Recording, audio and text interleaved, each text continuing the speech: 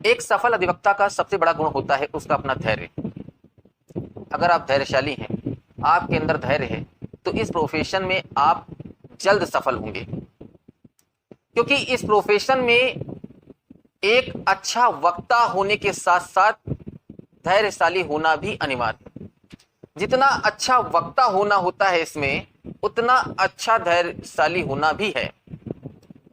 क्योंकि अपने क्लाइंट की बातों को जब तक आप धैर्य से नहीं सुनेंगे, बहस धैर्य से नहीं सुनेंगे, क्रॉस एग्जामिनेशन में धैर्य से अगले के क्वेश्चन को नहीं सुनेंगे, आप सफल नहीं हो पाएंगे। तो सफलता के लिए सबसे आवश्यक है धैर्य। इसके अलावा यदि आप फर्स्ट जनरेशन एडवोकेट हैं, फर्स्ट जनरेशन का मतलब है कि आपके परिवार में कोई इससे पहले अधिवक्ता नहीं था, आप पहले अधिवक्ता हैं, तो आपके लिए स्ट्रगल बहुत है। आपको बहुत ज्यादा हार्डवर्क करना पड़ेगा, स्ट्रगल बहुत ज्यादा करना पड़ेगा अपेक्षाकृत सेकेंड या थर्ड जनरेशन के। क्योंकि सेकेंड या थर्ड जनरेशन के पास गाइड होता है, फाइल होती है, केस होता है, लाइब्रेरी होती है। आपके पास यानी फर्स्ट जनरेशन के पास ऐसा कुछ नहीं होता है। उनको सब कुछ स्ट्रगल करके अपने आप स्वयं से स्टैंड करना पड़ता है। तो यदि आप फर्स्ट जनरेशन है तो आपको इसमें स्ट्रगल बहुत करना पड़ेगा, मेहनत बहुत करनी पड़ेगी, कठिन परिश्रम करना पड़ेगा। सफलता मिलेगी, ये श्योर है। आज की ये वीडियो हमारे उन भाई बहनों को समर्पित है जिन्होंने अभी अभी इस प्रोफेशन में कदम रखा है और जो अच्छा नाम, पैसा, रुतबा कमाना चाहते हैं, इस प्रोफेशन में जल्द सफल होना चाहते हैं। आज इसी विषय पर हम चर्चा करेंगे और आपको कुछ अपने ऐसे एक्सपीरियंस, ऐसी बातें बताएंगे जिनको यदि आप फॉलो करते हैं, जिन पर यदि आप ईमानदारी से अमल करेंगे, तो निश्चित है कि आप जल्द सफल होंगे। हो सकता है ये वीडियो थोड़ी लंबी हो जाए, लेकिन यदि आप पूरी देखेंगे तो निश्चित है कुछ ना कुछ सीख कर जाएंगे। नमस्कार, एक बार फिर हाजिर हूं एक नए टॉपिक के साथ। मैं आपका दोस्त अंशु तिवारी एडवोकेट, और आप देख रहे हैं अपना प्यारा YouTube channel the legal talk. तो अधिक समय न लेते हुए चलिए शुरू करते हैं। दोस्तों, रजिस्ट्रेशन कराने के बाद जब हम एडवोकेसी में आते हैं तो सबसे पहला काम होता है हमें यह डिसाइड करना कि हम प्रैक्टिस कहां करें, हाई कोर्ट में करें या सिविल कोर्ट में करें। तो हम डिसाइड नहीं कर पाते कि हमें कहां प्रैक्टिस करना चाहिए, क्योंकि हम फर्स्ट जनरेशन है, हमें नहीं पता है कि हमें कहां प्रैक्टिस करनी है। सेकेंड या थर्ड जनरेशन के पेरेंट्स जहां होंगे वो वहां प्रैक्टिस करेंगे, या वो गाइड करेंगे कि आपको प्रैक्टिस कहां करनी है। लेकिन आपके पास तो कोई गाइड है नहीं, तो आपको ये चूज करने में थोड़ा सा कठिनाई आ सकती है। मेरी पर्सनल ओपिनियन है, मेरी पर्सनल राय है कि यदि आप प्रैक्टिस स्टार्ट करना चाहते हैं, शुरू करना चाहते हैं, तो आप लोअर कोर्ट से स्टार्ट करें। 2 या 3 साल लोअर कोर्ट में प्रैक्टिस करें, और जब आपको अच्छी जानकारी हो जाए तो आप हाई कोर्ट में किसी अच्छे सीनियर काउंसिल के साथ के अंडर में प्रैक्टिस स्टार्ट कर सकते हैं। अब जब आप प्लेस का चुनाव कर लेंगे, आपने चुनाव कर लिया कि हमें प्रैक्टिस कहां कर रही है, उसके बाद जो दूसरा काम आता है वो ये है कि आपको एक सीनियर चाहिए। आपको एक ऐसा सीनियर चूज करना है जिसके पास ना बहुत सारा काम हो ना कम काम हो, उसके पास इतना काम हो कि वो अगर उसमें से कुछ समय निकाले तो आपसे डिस्कस कर सके, या आप किसी बिंदु पर, किसी पॉइंट पर उस डिस्कस करना चाहते हैं तो वो आपसे डिस्कस कर सके। तो आपको ऐसा सीनियर चूज करना है। ध्यान ये रखिएगा कि कम से कम उसकी प्रैक्टिस 20 वर्ष या उससे अधिक की हो।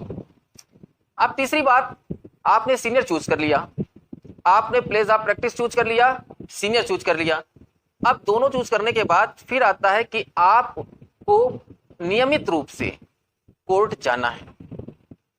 आप प्रतिदिन कोर्ट टाइम से 15-20 मिनट पहले, या यूं कह लीजिए आधा घंटा पहले आपको पहुंचना है। कोर्ट स्टार्ट होता है मान लीजिए 10 बजे, तो आपको 9:30 बजे चैम्बर पहुंच जाना है, और 5 बजे क्लोज होता है, तो आपको 5:30 बजे चैम्बर से निकल जाना है। यानी आपको नियमित रूप से 9:30 से 5:30 देना है। प्रॉपर ड्रेस में जाना है। ऐसा नहीं है कि आज कोई वर्क नहीं है तो आज हम ड्रेस में नहीं जाएंगे, या आज ऐसे ही कहीं से आ गए बाहर से, चलिए सीधे कोर्ट चलते हैं, ड्रेस नहीं पहनेंगे। ड्रेस आपकी पहचान है मेरे भाई। ड्रेस आपको डेली पहनना है, कंटिन्यू पहनना है और प्रॉपर ड्रेस में रहना है। प्रॉपर ड्रेस में आपको डेली विजिट करना है, डेली कोर्ट जाना है और समय से जाना और समय से आना है।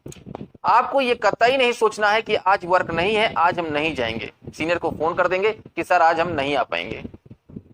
आपका जो कोर टाइम है उस टाइम पे कोई वर्क आपको अदर नहीं लेना है। आपको कुछ दिन और लगेगा, लेकिन धीरे धीरे आप जब जाना स्टार्ट करेंगे तो हैबिट बन जाएगी, फिर आपको दिक्कत नहीं होगी।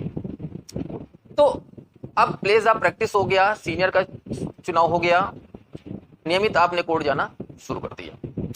अब आपको क्या करना है? अब आपको अपनी जो स्किल है, लर्निंग स्किल है, उसको बढ़ाना है, आपको सीखना है। देखिए, कोई सीनियर हाथ पकड़कर आपको नहीं सिखाएगा, ये तो निश्चित है। वो आपको रास्ता बताएगा, चलना आपको पड़ेगा। रास्ता वही बताएगा, चलना आपको पड़ेगा। धीरे धीरे जब आप चलना स्टार्ट करेंगे तो कॉन्फिडेंस बनता जाएगा। हो सकता है पहली बार आपके अंदर ये कॉन्फिडेंस ना आए कि हम मजिस्ट्रेट के सामने जाकर के कुछ कह पाएं, लेकिन धीरे धीरे जब आप अपने सीनियर के साथ जाएंगे, आर्गुमेंट, छोटे छोटे आर्गुमेंट करेंगे, परमिशन लीजिए अपने सीनियर से और छोटे छोटे आर्गुमेंट्स कीजिए। 155(2), 156(3) या मिसलिनियस से संबंधित कोई कंप्लेंट आ गई है, मिसलिनियस कोई है, वर्क है, आपने अच्छे से पढ़ लिया है, स्टडी कर लिया है, तो आप छोटे छोटे आर्गुमेंट्स अपने सीनियर से बात करिए, उनको बताइए, उनसे रिक्वेस्ट करिए कि हम ये छोटा सा आर्गुमेंट करना चाहते हैं, और वो छोटे छोटे से आर्गुमेंट्स आप करना स्टार्ट कर दीजिए। जैसे जैसे आप इस क्षेत्र में आगे बढ़ेंगे, आर्गुमेंट्स स्टार्ट करेंगे, टालिए नहीं, डरिए नहीं, करना आपको है। आज अगर आप नहीं करेंगे तो फिर आप नहीं कर पाएंगे। आपको डरना नहीं है, आपको छोटे छोटे आर्गुमेंट्स लोअर कोर्ट में करना स्टार्ट करना है। जैसे जैसे आप आर्गुमेंट स्टार्ट करेंगे, आप खुद देखेंगे कि आपके अंदर थोड़ा थोड़ा कॉन्फिडेंस स्टार्ट हो जाएगा, और जैसे जैसे कॉन्फिडेंस स्टार्ट होगा वैसे वैसे आप इस क्षेत्र में और आगे बढ़ते जाएंगे। आपको एक डायरी बना लीजिए, आप एक डायरी आप बना लीजिए जिसमें आप अपने सीनियर से डिस्कस करके जो लीगल वर्ड्स हैं उनको नोट करिए, जो लीगल ड्राफ्टिंग है उसके फॉर्मेट को लिख लीजिए, और जो भी आपको इंपॉर्टेंट लगे उन पॉइंट्स को नोट कर लीजिए। नए नए जजमेंट जो आते हैं उनको नोट कर लीजिए। कोई एक जर्नल जो आप पढ़ रहे हैं वो तो आप पढ़िए ही, लेकिन अपने को अपडेट आप रखिए। इसके बाद आप जब खाली रहें तो कोर्ट कैंपस में ही किसी भी कोर्ट में चले जाइए, जो सीनियर आर्गुमेंट कर रहे हो उस आर्गुमेंट को आप ध्यान से सुनिए और देखिए कि किस बिंदु पर वो आर्गुमेंट कर रहे हैं और कैसे कर रहे हैं, उसको आपको ध्यान से देखना है। क्योंकि यदि आप उसको सीख गए तो आने वाले समय में आप भी अच्छा आर्गुमेंट कर पाएंगे, अच्छा रिप्रेजेंट कर पाएंगे। तो आप जो है इस तरह से सीखेंगे। अब इसके बाद आपको 1 या 2 साल अपने सीनियर के साथ रहना है और ये सब कुछ सीखना है। इसके बाद यदि आप चाहें तो सेल्फ आइए, सेल्फ करिए। जब आप सेल्फ करना शुरू करेंगे तो पहले छोटे छोटे केसेस में आप स्टार्ट करेंगे, छोटे केसेस आप लेंगे। मिसलिनियस वर्क आपको लेना पड़ेगा स्टार्टिंग में, क्योंकि जब तक आपको मिसलिनियस नहीं मिलेगा आपकी अर्निंग स्टार्ट नहीं होगी। आप अर्निंग के लिए स्टार्टिंग में ओथ कमिश्नर का फॉर्म भर करके ओथ कमिश्नर बन सकते हैं, शपथ आयुक्त। तो आपकी जब अर्निंग स्टार्ट हो जाएगी तो आप का आने में मन भी लगेगा, आप आ भी पाएंगे। तो आपको इतना तो स्टार्टिंग में करना ही करना है। साथ ही एक बात और कि आपको 2 भाषाओं में कमांड रखना है, एक तो आपकी लोकल लैंग्वेज होगी और दूसरी इंग्लिश। आपको इन दोनों ही भाषाओं में अच्छी पकड़ बनाकर रखना है। अगर इनमें से कोई एक लैंग्वेज आपकी गड़बड़ है तो आप उस पर मेहनत करिए, उसको सही करिए। इसके अलावा आपको कंटिन्यू स्टडी करते रहना है, अपने को अपडेट करते रहना है। जितनी अच्छी नॉलेज होगी उतनी ही दूरी आप तय कर पाएंगे, उतना अच्छा सफर तय करेंगे, उतनी अच्छी जानकारी आपको होगी, उतने अच्छे वकील आप बनेंगे। तो आपको इन सभी बातों का विशेष ध्यान रखना है। पहला जो हमने बताया उनमें पहला आपको प्लेस ऑफ प्रैक्टिस विशेष ध्यान देना है। दूसरा सीनियर अच्छे से चूज करना है, डेली कोर्ट जाना है, प्रॉपर ड्रेस में जाना है, छोटे छोटे केसेस में रिक्वेस्ट करके अपने सीनियर से आर्गूमेंट करना है। कोर्ट कैंपस में ही जो सीनियर आर्गूमेंट कर रहे हैं उनके आर्गूमेंट्स को सुनना है। एक डायरी बनानी है जिसमें आपको legal drafting, legal words note करने हैं जो आपको आगे काम आएंगे। धीरे धीरे जब आप सीनियर हो जाएंगे तो इसकी आवश्यकता आपको नहीं पड़ेगी, लेकिन पहले स्टार्टिंग में आपको इसकी आवश्यकता रहेगी। इसके बाद फिर आपको जो है जनरल आपको लेना है, जनरल पढ़ना है, जजमेंट पढ़ते रहना है, अपने को अपडेट करते रहना है। इवन अगर आप तैयारी भी करना चाहेंगे तो साइड में आप तैयारी करते रहेंगे, क्योंकि आप यहाँ से सीख भी रहे हैं और उधर आप तैयारी भी करते रहेंगे तो कोई दिक्कत आने वाली नहीं है।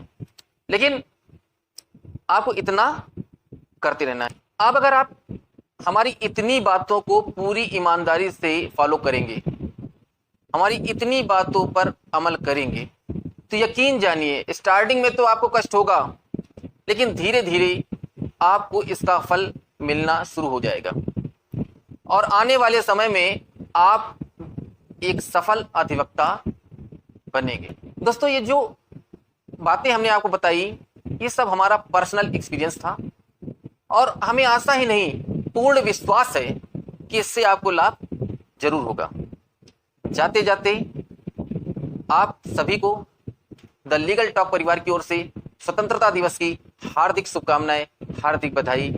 इसी के साथ आज का टॉपिक समाप्त। मिलते हैं एक नए टॉपिक के साथ, तब तक के लिए नमस्कार, जय हिंद, वंदे मातरम। अगर वीडियो पसंद आई हो तो वीडियो को लाइक कीजिए, शेयर कीजिए और चैनल को सब्सक्राइब करके बेल आइकन को प्रेस कीजिए, जिससे हमारी आने वाली वीडियोस आप तक सबसे पहले पहुंचें। और किस टॉपिक पर आप वीडियो चाहते हैं कमेंट सेक्शन में कमेंट करके जरूर बताइए। धन्यवाद।